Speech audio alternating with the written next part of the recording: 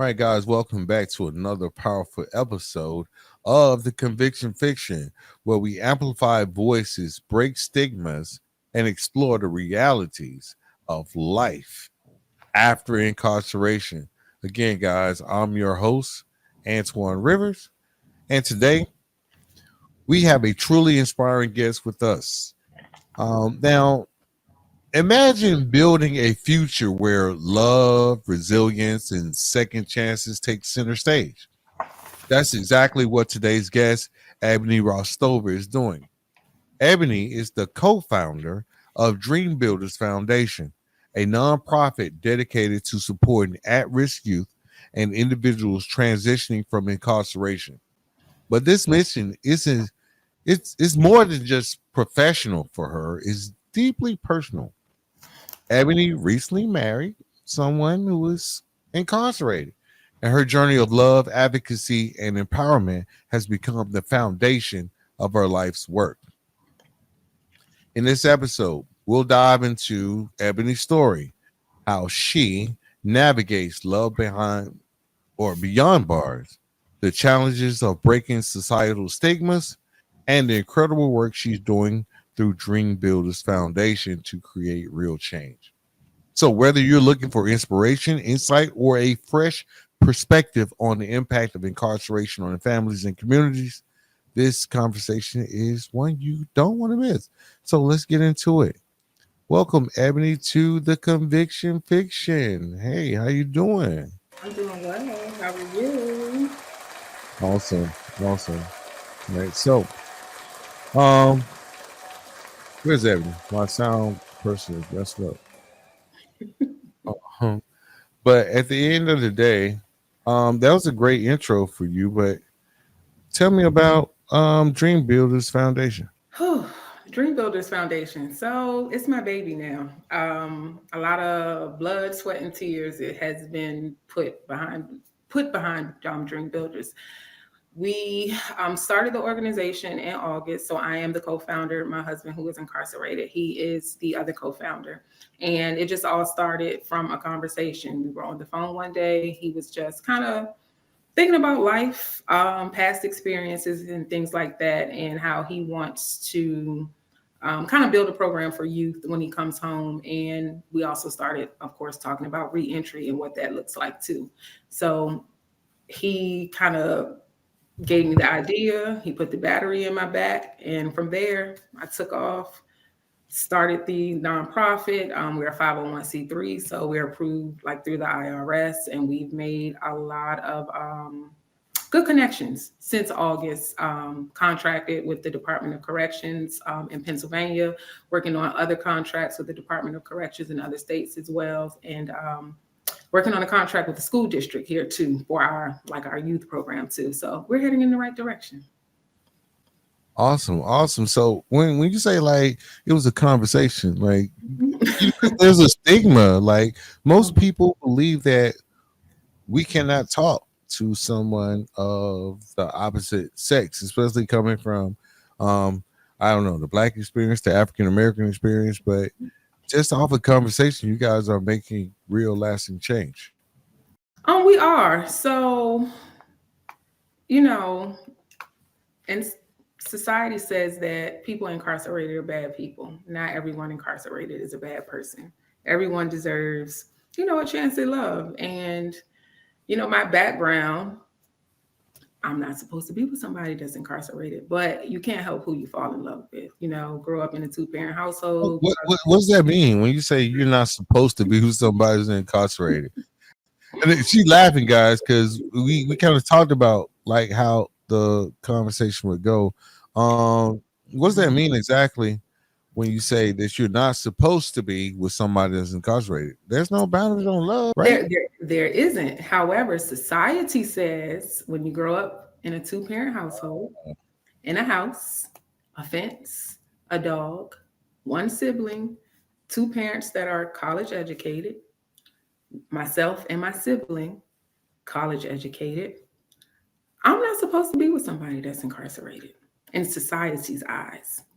Um, so that's where, it comes from. But again, you can't help who you fall in love with.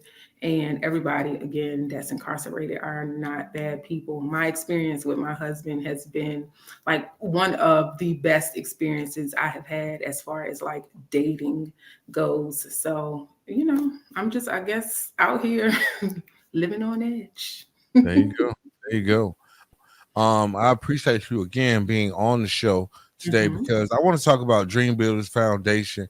Now, Dream Builders Foundation for me, I did my research. It's a 501c3 mhm. nonprofit organization dedicated to empowering at-risk and disadvantaged youth, as well as individuals transitioning from incarceration. What are Mhm. some of the things that you guys are doing to fulfill that mission?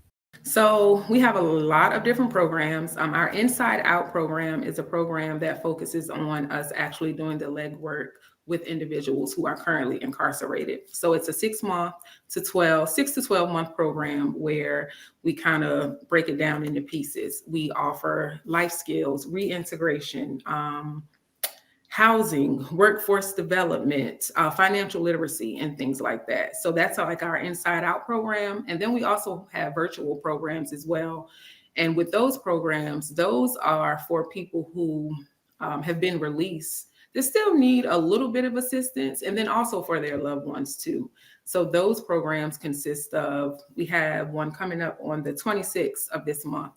Our director of reentry was incarcerated for 18 plus years, and he has his bachelor's degree. He's doing very well. He's an executive director at a transitional home. So he's going to be hosting a program just telling his story on his life growing up, what caused him to be incarcerated, and how he's overcome the challenges from being incarcerated, being labeled as a felon, and how he's overcome that too. And then we have some other upcoming programs we usually run virtually on the fourth Wednesday of every month too. Awesome. And I know that you working with a friend of mine, Jessica Jones, up Ah, in New yes. Hey, York. Jess. I am. Hey, Jess. Shout Yeah. out to Jess. Love Beyond Lock. So we are collaborating for a seminar, basically for families of those that are incarcerated. That seminar is February the 16th at 8 p.m.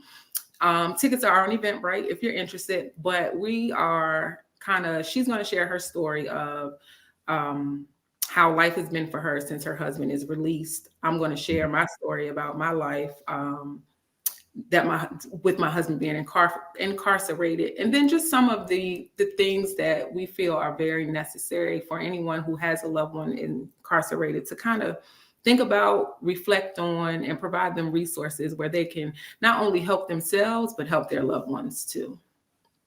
That's awesome. I will be there. I love Jessica and Okay. Barry. Barry, Hmm. they were on the show. So guys, go be sure to check that episode out. I think it was Love Behind Bars or Love Behind Locks. It's Hmm. on the website. So definitely check that out. And the great things that you guys are doing, I would definitely um want to continue to be a part of that. Now, Thank you. moving forward, I know that um, this was founded by you and your husband. Hmm. The foundation, it offers comprehensive case management and mentorship and resources to foster resilience and facilitate successful community reintegration. How Hmm. does your husband help, or what does he lend to this mission? I know he has inside tracks, so I know it's powerful, right? Right. So he gives me a different frame of mind. He provides me with insight that I would never think about because I'm not, living in that situation or in those shoes. So a lot of the things that I come up with, I always run them by him first before I like present it to our board members or just to see how he feels about things. And he'll just give it to me straight how it is. Like, no, I don't think that's right, or we should name it this, or Right, right. these are the things that I think would be beneficial for the organization. Okay. What about the Journey of Hope Club? Can you talk about that a little bit? Yep. So the Journey of Hope Club is for the babies. So anybody that's between the age of 12 and 18 can join this program. And this is just like a leadership program. It's also like pairing them with the mentor, we're pairing the kids with a mentor, providing them with life skills, mentorship, entrepreneurship. So we want to kind of have the kids like make a business plan of something that they're interested in, and then if possible with donations and grants we can actually set them up with an LLC too, for they can kind of proceed with their business ideas too. So it's about just having them something to look forward to as children and as they grow into adults as well. Awesome. That sounds great. So, now we're going to get into this personal journey, right? This Okay. personal journey. Um, Hmm. so can you share, um, not necessarily how you met your husband? That's totally up to you. I mean, on the podcast, we basically allow our interviewees to be themselves. I mean, you can share as much as you want to share, but like, what led you to your decision to marry while he was incarcerated? So I'll just say we met. I won't go into particulars, but Right. we met, and it was just a different feeling. Like I'm a, I can read through mess, and can kind of pretty much tell a person's character within maybe 30 minutes to an hour of talking to him. It doesn't take me long to do it. So when we met, when we talked, he was very straightforward about what he wanted, what he was looking for, and it aligned with what I wanted and what I was kind of looking for too. But at the same time, in the beginning, I had just relocated, I was in a new state by myself. I just thought it was going to be something to just pass the time away. I never thought it would have turned into us being married, having a nonprofit together, and thinking about the future and building the future, while he's there. So there's not, if I schedule a visit, I go to a visit, I'm there. When he calls. And the good thing about it is he works, I work, and he understands that I have a life, and I understand that he has a life. So it's not like I'm sitting here waiting by the phone for him to call, or he's calling nonstop, or asking for money and stuff like that. Like our relationship it's different. It's different. Yeah, I can remember like those calls. You like, why you send me no money? Why you answer the Yeah, phone? no, Nah, no, that's for newbies. no. Yeah. Um, so what has been the most surprising part of maintaining your relationship in these circumstances? What's been most surprising for you? Um, Discipline. I'll say for me, it's been discipline.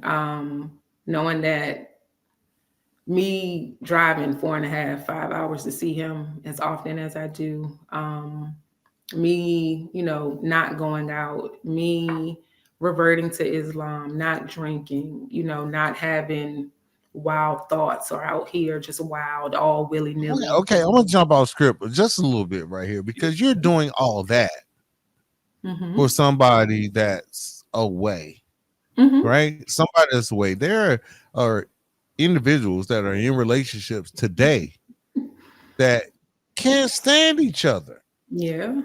They're like right next to this person and they Hmm. can't get along. But the Hmm. dedication that you're showing, I mean, I guess that's a testament to how resilience and this whole stigma of like people not getting married or getting married while they're incarcerated is debunked. Like that's Yeah, crazy. I had friends that asked me like, why now? Why don't you wait? And at the end of the day, I don't owe anybody an explanation for what I decided to do or what we decided to do. I won't say what we decided to do. And even now, I have no regrets on doing it. It's just about character. At the end of the day, it's about character. Just because he's incarcerated doesn't mean that, he can't be faithful or I can't be faithful or anything like that. And just simply my morals and values won't allow me to I'm gonna say cheat or flirt or whatever the case may be. I Right, just right. I can't do Yeah. it. Like even if he was home. Yeah, Yeah. sharing because I mean, there's so much out here. So that's the most surprising part. So, how did this personal experience with Dream with your husband, and I know you spoke about how this was basically the way that you got a certain type of focus.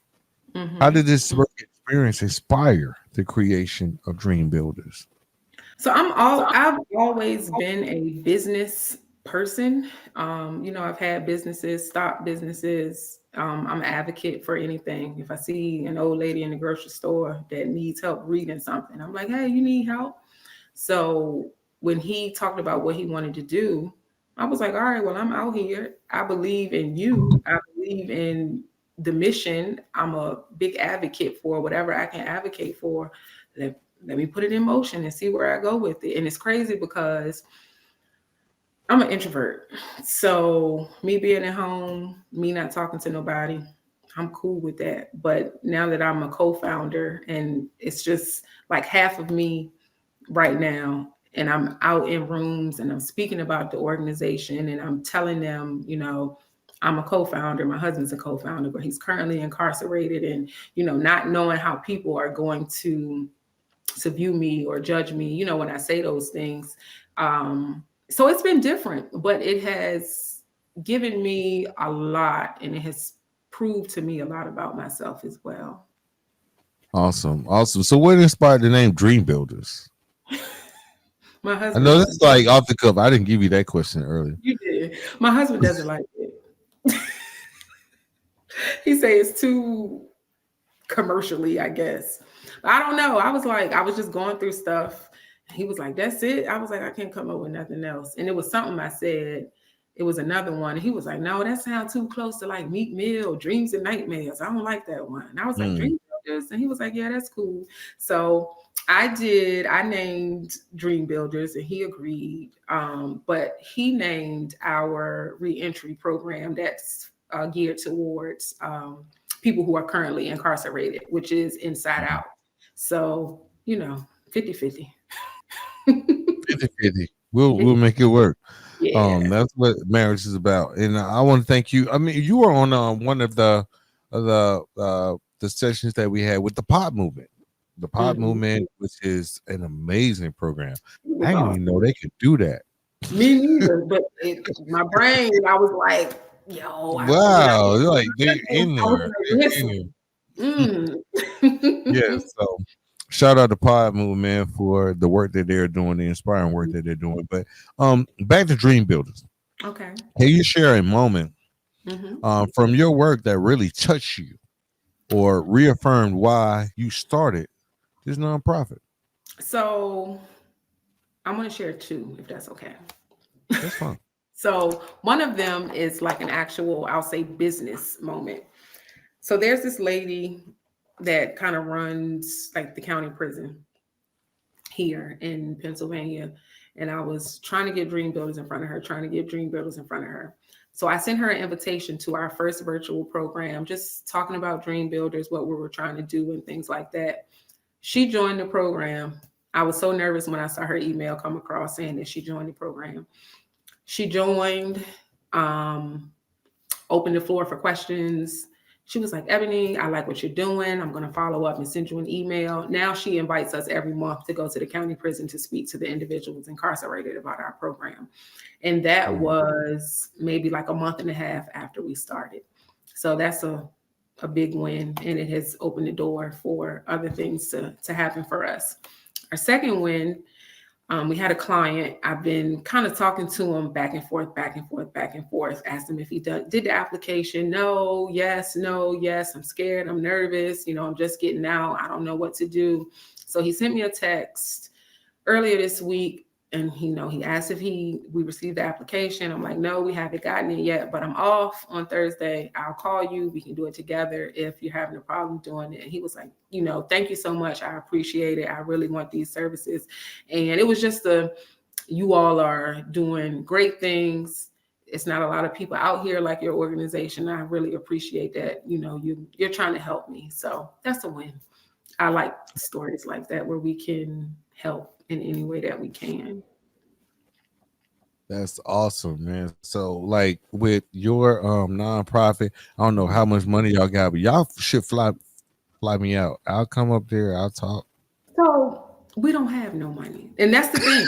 Like, listen, that's the thing. Like, we applied for grants, but now with the whole executive order thing, the grants are kind of like out the window. So we haven't been awarded anything. It's just me coming out my pocket whenever I feel necessary. And my board of directors are amazing. I want to shout them out too. They are really good too, as far as like opening my mind to things that I don't think about as well. So I got my husband on the left, I got my board on the right, and I'm listening, I'm taking it all in, and then I'm just going with it and letting them know if it's working, if it's not working, and all of that good stuff too.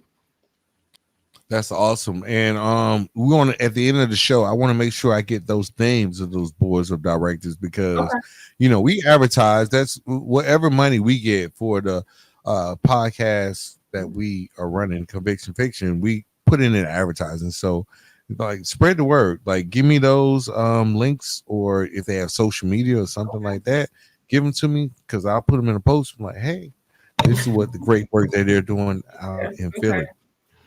All right, so there are always stigmas when it comes to incarceration and when it comes to people, especially when they're married. So one of the things that I came across is that more than 600,000 individuals are released from prison each year in the United States. Mm-hmm. Yet over 2/3 are rearrested within 3 years due to systemic barriers to reentry, including just getting a job, right? Just being able to find a job could that could trigger someone that's been locked up for so long to go back into old ways. Mm-hmm. Finding a suitable house. I mean, when I got out of prison, I stayed with my mama. I ain't even ashamed to say it. Mm-hmm. I'm just fortunate. I stayed with my mama and my dad. I was like at home after all these years, and it affected me as far as pride and all that kind of stuff. And so, it could have been one of those things within 3 years. I could have been in that number wherein I could have returned back to the penitentiary. Mm-hmm. Right. So what are some of the ways that your organization can prevent recidivism? So what we do is when we first meet with somebody, we have like a real sit down, transparent, heart to heart. Like, I'm not here to judge you. Let me know what you need help with. How can we help you? And, we go from there. So it's not just, okay, this is what we're going to do. It's like, no, you tell me what you need. We're going to set up a plan for you. And then we're going to hold you accountable. You're going to hold yourself accountable, and we're going to get it done. So even with like jobs per se, anybody can go work at a warehouse. But that may not be something that you like to do. You might want to get your forklift certification. So we partner with other programs where we know, all right, boom, you need your GED. This program over here has free GED. I'm going to call my girl up like, hey, I got somebody working with me that wants to get their GED. And we're going to collaborate with other community partners because I'm a firm believer that, we can't do the work by ourselves. So if it's something that we don't offer, that a person needs, we're going to connect you with a person that can assist you. So not only will you have work from another community partner, but you'll work with us too, and we'll be hands-on. But at the end of the day, people got to want it for themselves too. And I know it gets hard and it's frustrating, and this world is not easy. But at the same time, if you may not have your family support, but if you have people that believe in you from other aspects, then you gotta at some point believe in yourself too. So that's pretty much what we do. It's like we love you. This is our program, but at the same time, if we're gonna do the work, we need you to do the work too. We need you to do the work. Yeah, we can't be fighting for you if you're not fighting for yourself. So Right. I can't care more than you about your life. exactly. So that's what we try to do. We try to be as transparent as possible. Let them know that you're 16 years in there. We might can't fix it in 3 months. You know what I mean? You got to be patient, and you got to work too. So that's pretty much how we operate. You have to want to do it for yourself as well. We'll do it for you. We'll hold your hand, but we not doing it all for you. Yeah, I agree, man. That's and like for me, being in that situation coming home, I really didn't feel comfortable with Hmm. someone holding my hand. Right. I really didn't feel comfortable with someone holding my hand because I was like, despite everything that I've been through, um, looking at my age, I'm supposed to be doing some stuff on my own. Right. So it was about a pride, and I think that's what has happened when you go through the criminal justice system. You can lose your sense of pride, Hmm. and even with that, there are organizations and things that happen. Shout out to Pod Movement, Hmm. but even at home, just on the street, like people have lost pride. Hmm. And I think it's very important to have some sense of pride to continue the mission that you are destined to do.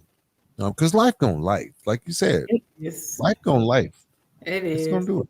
Yeah, and It's gonna do it. we all going through something. At the end of the day, we all going through something. Have I been incarcerated? I absolutely have not. But do I know what it's like to struggle sometimes? I absolutely do.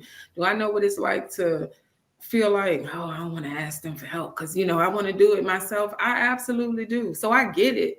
Um, So what do and you do when you need help but don't want to ask? What do you do? right now, I ask my husband. And Right then he now, give you the right direction. There I ask you go. my husband. No, but what do I do? I used to would cry. And then after I cried, I'd be like, all right, get yourself together. You got to figure out how you're going to fix it. Was it Mm, help? Maybe not. right. But it's Yeah. one of those things where you got to do it. You got to suck it up. You got to figure it out. You got to do it. So, Yeah.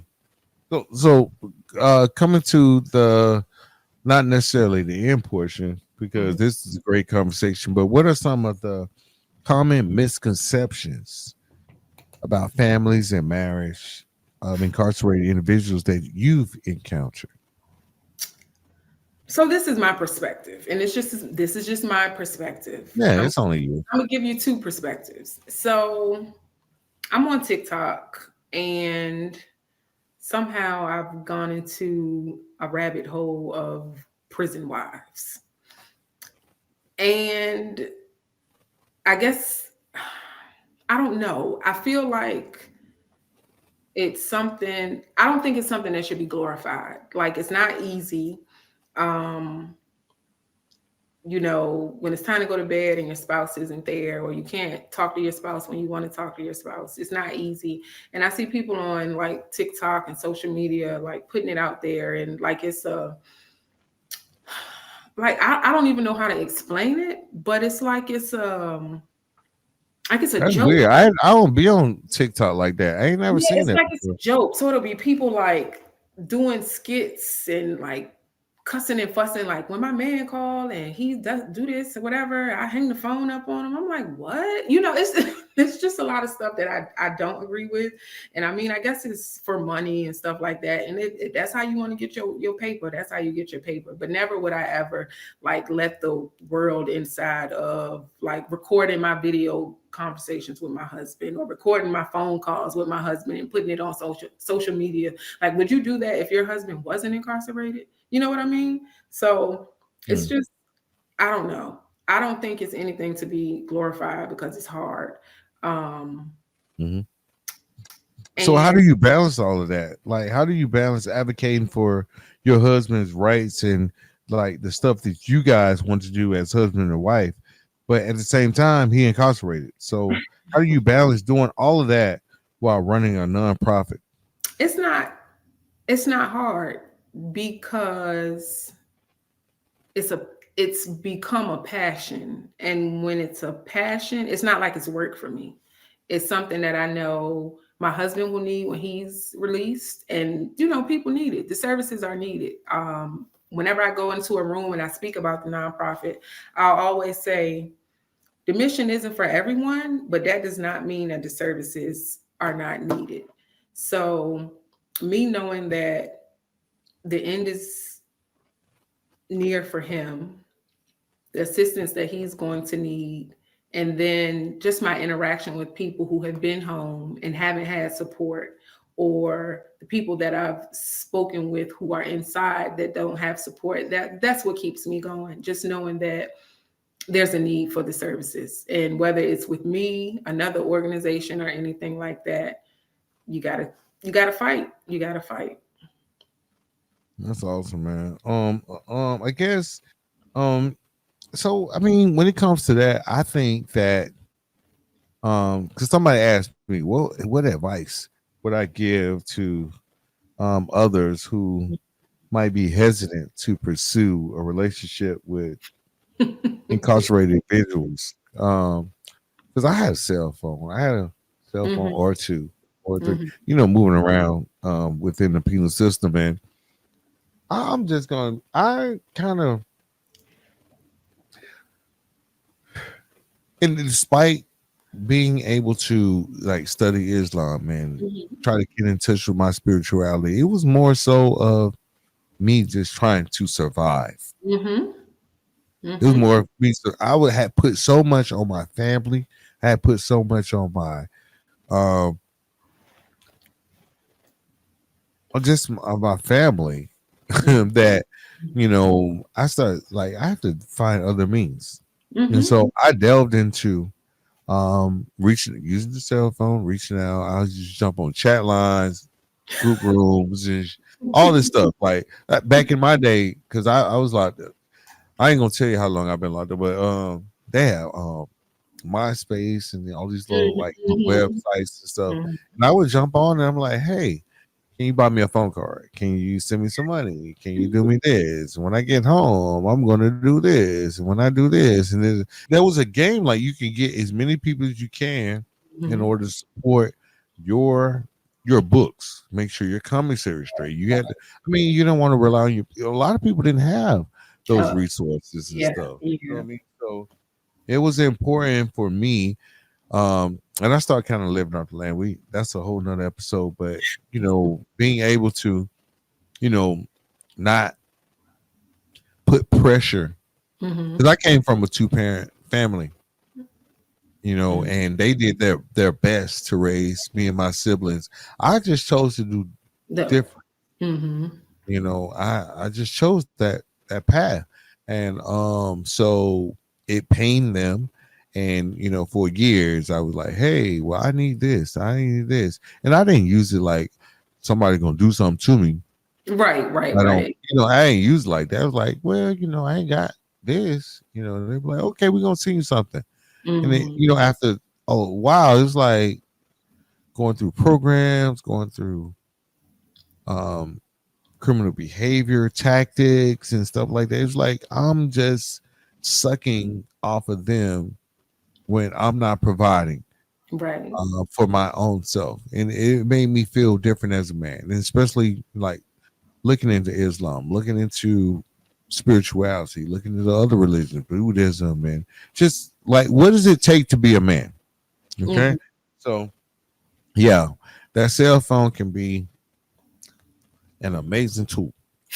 It can be an amazing tool. But going back.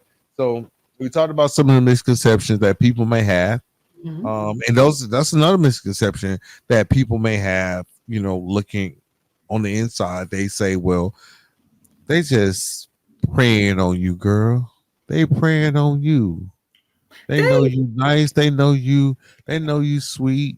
They know you, they know you focused. They know all that. So so those are the misconceptions. I'm glad you were able to answer that.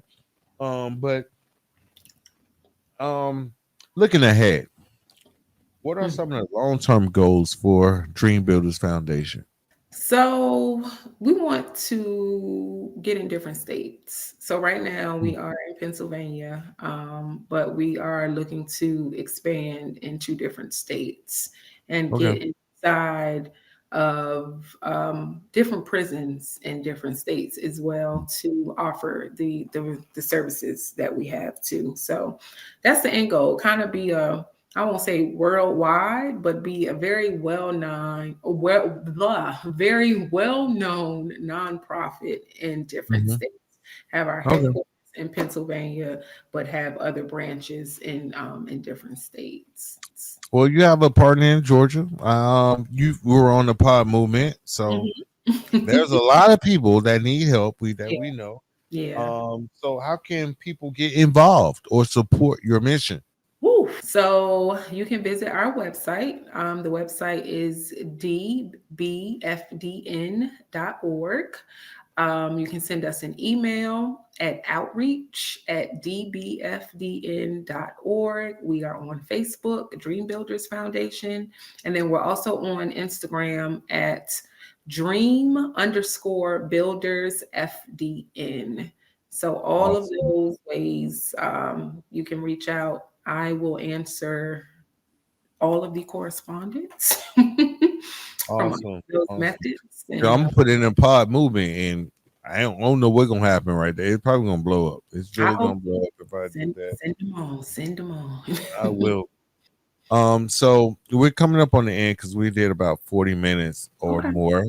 But it's very important for me to let you know, hey, look, after this, we need to we're gonna it's like the bonus part. We're gonna start the recording, but we're gonna jump on another call. Matter of fact, this won't even be on the recording that's gonna be on the podcast because Okay. I'm gonna delete this out.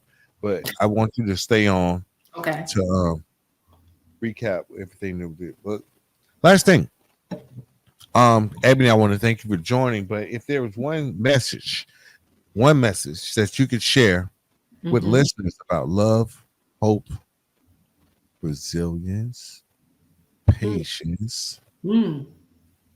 what would it be? Um, don't be stupid. We are all old enough to know when somebody is playing in your face.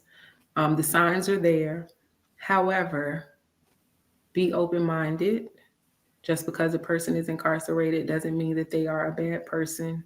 Um, just be open minded. You never know where your heart will take you. There you go. Thank you so much. Man. Thank you so much. So, wow, what an incredible conversation. Ebony, thank you so much for sharing your journey, your passion, and the life changing work that you're doing with Dream Builders Foundation. Your story is a testament to resilience, love, and the power of second chances. And we're grateful for the impact that you're making in so many lives. For those of you listening, if you have been inspired by today's episode and want to support Dream Builders Foundation, make sure to connect with them online, follow them on social media, and stay updated on the amazing work they're doing. Again, their Instagram is at Dream Builders Foundation. On Facebook, they're Dream Builders Foundation. And for the website, we're going to go to dbfdn.org. If you or someone you know is looking for resources, mentorship, or reentry support, do not, and I repeat, do not hesitate to reach out to Ebony and her team. They're doing life changing work, and every bit of support helps push their mission forward. As always, thank you for tuning in to the Conviction Fiction. If you enjoyed this episode, don't forget to subscribe, leave a review, share it with someone who needs to hear this conversation. You can also follow us on social media for updates on upcoming episodes and more impactful stories. Until next time, keep breaking barriers, guys. Building dreams. Build some dreams out there, like dream builders, and rewrite the narrative. I'm your host, Antoine Rivers. See you next time.